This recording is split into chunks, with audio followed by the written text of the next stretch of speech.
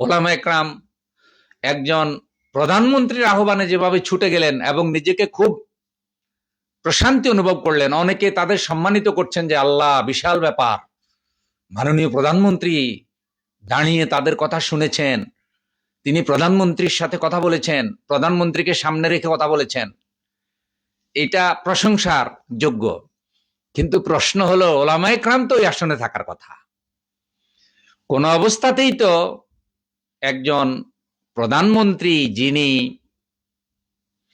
একটা জাগতিক দল পরিচালনা করেন এবং যিনি প্রধানমন্ত্রীর আসন গ্রহণ করেছেন, এই ওয়াদা করে নয় যে তিনি ইসলামী আইন কানুন প্রতিষ্ঠিত করবেন।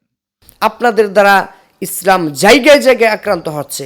আপনারা নামাজকে নিয়ে ফেতনা লাগান, জাকাতকে নিয়ে ফেতনা লাগান, জিহাদকে নিয়ে ফেতনা লাগান, শরিয়া কায়েম করবেন বলে ফেতনা লাগান, ইসলামের পর্দাকে নিয়ে আপনারা ফেতনা লাগান, আল্লাহ নবী সাল্লাল্লাহু আলাইহি সাল্লামের পবিত্র স্ত্রীকে নিয়ে ফেতনা লাগান, আল্লাহ নবী সাল্লাল্লাহু আলাইহি সাল্লামের পবিত্র সাহাবী, জান্নাতের সুসংবাদপ্রাপ্ত সাহাবী হযরত ওমরকে নিয়ে আপনারা বিদ্রূপ মন্তব্য করেন, হযরত ওসমান রাদিয়াল্লাহু আনহুকে নিয়ে বিদ্রূপ মন্তব্য করেন, কাতিবে ওয়াহী আল্লাহ নবী সাল্লাল্লাহু আলাইহি সাল্লামের শ্যালক হযরত মুআবিয়া রাদিয়াল্লাহু তাআলা আনহুকে নিয়ে আপনারা কটূক্তি করেন, আপনার সাহাবীদেরকে নিয়ে কটূক্তি করেন, নবীদেরকে নিয়ে কটূক্তি করেন, আল্লাহর শানে বেয়াদবি করেন, আপনার ওলি আউলিয়াদের শানে বেয়াদবি করেন, আলেম উলামা ফকিহ ইমামদের শানে আপনার বেয়াদবি করেন। আপনাদের দ্বারা ইসলাম জায়গায় জায়গায় আক্রান্ত হয়। জামাতের এমন কিছু মৌলবীদেরকে নিয়ে কথা বলতেও আমার ন্যূনতম রুচিতে বাধে। মাঝে মাঝে চেষ্টা করি কিছু রুচি আনার জন্য, কিন্তু রুচি আমার এতই অভিমান করে যে এ সমস্ত লোকদেরকে নিয়ে কথা বলতেই চাই না। সম্প্রতি একটি ভিডিও দেখে আমি খুবই আশ্চর্য এবং রাগান্বিত হলাম। এতদিন জানতাম জামাতের এমন ফটকা মৌলবী যেগুলো আছে সেগুলো ইলমের দিক থেকে একেবারেই মিসকিন, ইলমের দিক থেকে একেবারেই নগণ্য এগুলো, কিন্তু সামাজিক এবং সাধারণ জ্ঞানের দিক থেকেও যে তারা মিসকিন, আমি এমনটা জানতাম না।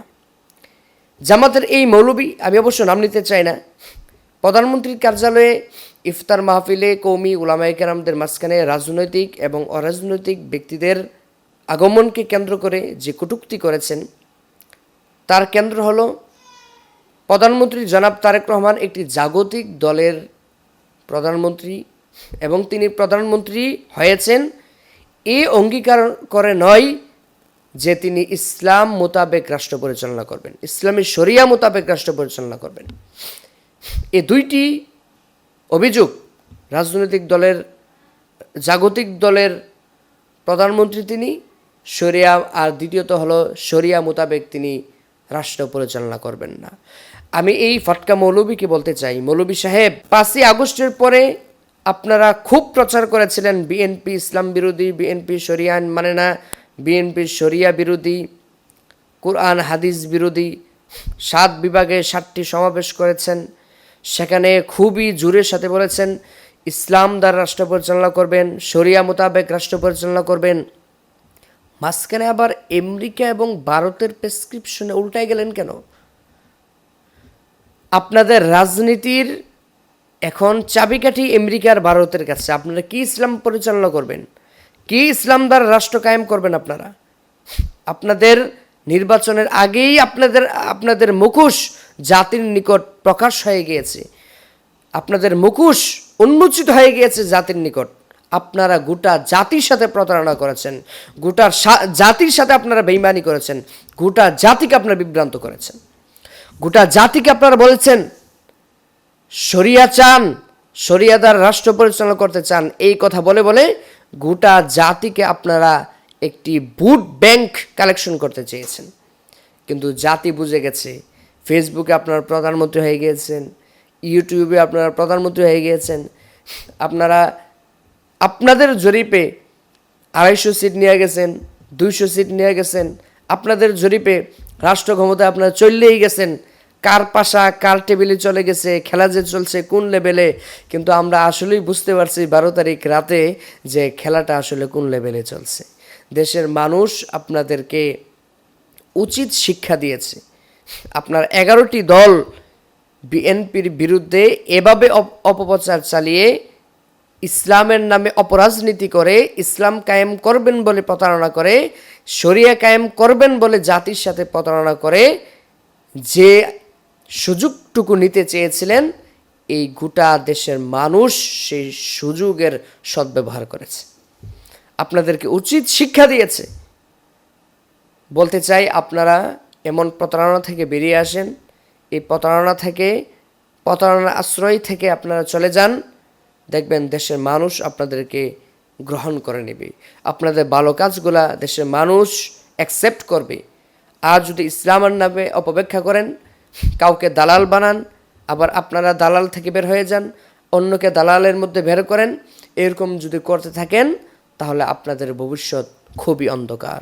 কওমি উলামায়ে কেরামের ঐতিহ্য আছে, কওমি উলামায়ে কেরামের ইসলামের জন্য রক্ত দেওয়ার ইতিহাস আছে, কওমি উলামায়ে কেরাম দেশের স্বাধীনতা সার্বভৌমত্বের জন্য রক্ত দেওয়ার ইতিহাস আছে। আর আপনারা ৭১ সালে যখন দেশের স্বাধীনতার যুদ্ধ অনুষ্ঠিত হয়েছিল, আপনারা তখন স্বাধীনতার বিরুদ্ধে ছিলেন। স্বাধীনতার বিপক্ষে থেকে এই জাতির নিকট একটি কলঙ্কিত অধ্যায় রচনা করেছেন আপনারা। এই জামাতে ইসলামী ইসলামের জন্য রাজনীতি করে বলে থাকে, ইসলাম কায়েম করবে, এই কথাটি বলে থাকেন।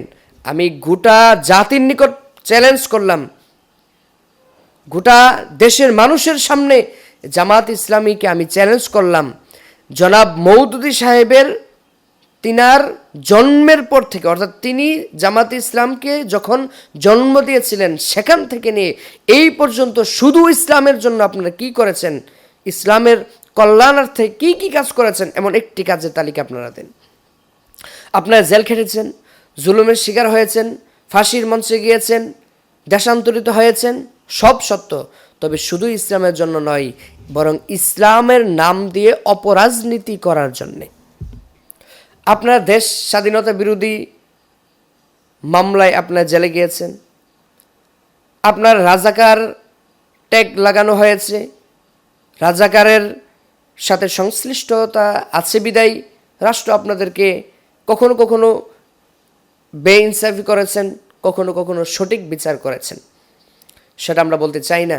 তবে সেগুলো আপনাদের রাজনৈতিক কর্মকাণ্ডের ফলাফল। কিন্তু ২০১৩ সালে অসংখ্য নবীপ্রেমিক মানুষ শাপলা চত্বরে যখন একত্রিত হয়েছিল, সেখানে তারা জীবন দিয়েছেন, জেল খেটেছেন, মামলার শিকার হয়েছেন, অর্থনৈতিকভাবে তারা বিপর্যস্ত হয়েছেন, তারা দেশান্তরিত হয়েছেন কোনো রাজনৈতিক কারণে নয়, বরং একমাত্র আল্লাহর নবী সাল্লাল্লাহু আলাইহি ওয়াসাল্লামের ইজ্জত হেফাজতের জন্য। ২০০১ সালে ফতোয়াকে যখন রাষ্ট্রীয়ভাবে যখন ফতোয়া দেওয়াকে বন্ধ করেছিলেন, তখন কওমি উলামায়ে কেরামের নেতৃত্বে যে আন্দোলন হয়েছিল, ব্রাহ্মণবাড়িয়াতে যে ৬ জন শহীদ হয়েছিল, সেগুলো হয়েছিল একমাত্র ইসলামের জন্য, ইসলামের ফতোয়াকে রক্ষা করবার জন্য, কোনো রাজনীতির জন্য নয়। ঠিক তদ্রূপভাবে ২০২১ সালে হেফাজতের উদ্যোগে যে অসংখ্য নবীপ্রেমিক, ইসলাম প্রেমিক, অসংখ্য হাজার হাজার আলেম উলামা যারা কারাগারের মধ্যে গিয়েছেন, যারা শহীদ হয়েছেন, নির্যাতনের শিকার হয়েছেন, আমাদের শীর্ষ উলামায়ে কেরাম যারা এই কষ্ট সহ্য করতে না পারে দুনিয়া ত্যাগ করেছেন এবং কেউ কেউ জেলখানা বরণ করেছেন, অসংখ্য নেতাকর্মী জেলখানায় রয়েছেন, কোনো রাজনৈতিক কারণে নয়, বরং ইসলামকে হেফাজত করবার জন্য ভারতের কুখ্যাত কসাই মোদি যে ভারতে মুসলমানদেরকে, ইসলামদেরকে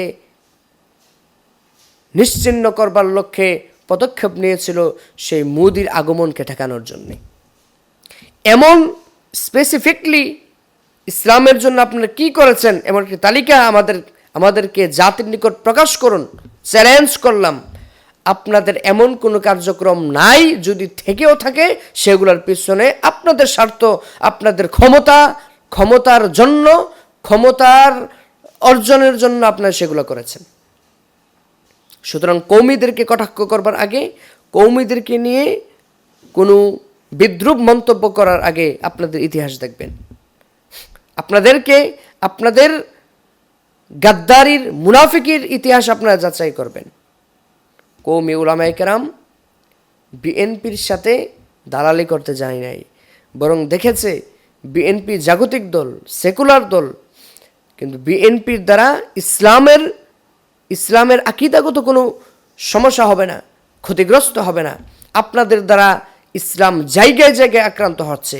আপনারা নামাজকে নিয়ে ফিতনা লাগান, যাকাতকে নিয়ে ফিতনা লাগান, জিহাদকে নিয়ে ফিতনা লাগান, শরিয়া কায়েম করবেন বলে ফিতনা লাগান, ইসলামের পর্দাকে নিয়ে আপনারা ফিতনা লাগান, আল্লাহ নবী সাল্লাল্লাহু আলাইহি সাল্লামের পবিত্র স্ত্রীকে নিয়ে ফিতনা লাগান, আল্লাহ নবী সাল্লাল্লাহু আলাইহি সাল্লামের পবিত্র সাহাবী, জান্নাতের সুসংবাদপ্রাপ্ত সাহাবী হযরত ওমরকে নিয়ে আপনারা বিদ্রূপ মন্তব্য করেন, হযরত ওসমান রাদিয়াল্লাহু আনহুকে নিয়ে বিদ্রূপ মন্তব্য করেন, কাতিবে ওহী আল্লাহ নবী সাল্লাল্লাহু আলাইহি সাল্লামের শ্যালক হযরত মুআবিয়া রাদিয়াল্লাহু তাআলা আনহুকে নিয়ে আপনারা কটূক্তি করেন, আপনার সাহাবীদেরকে নিয়ে কটূক্তি করেন, নবীদেরকে নিয়ে কটূক্তি করেন, আল্লাহর শানে বেয়াদবি করেন, আপনার ওলি আউলিয়াদের শানে বেয়াদবি করেন, আলেম উলামা ফকিহ ইমামদের শানে আপনার বেয়াদবি করেন।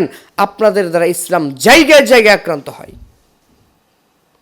এজন্য কওমি উলামায়ে কেরামের একটি বিশাল অংশ ভেবেছে যে এই জামাতকে সাপোর্ট দিলে দেশে ইসলাম ক্ষতিগ্রস্ত হবে, ইসলাম এর মৌলিক আকীদা একেবারেই বিচ্ছিন্ন হয়ে যাবে। এই জন্য জাগতিক দলের সাথে জরুরতান জোটবদ্ধ হতে এবং জাগতিক দলকে সমর্থন দিতে এক প্রকার বাধ্য হয়েছে। আল্লাহ তাআলা এই জামাতের এমন বদ আকীদা থেকে আমাদেরকে হেফাজত করুক, আর জামাতের এমন ফটকা মৌলবী থেকে আমাদেরকে আল্লাহ তাআলা খাসভাবে হেফাজত করুক।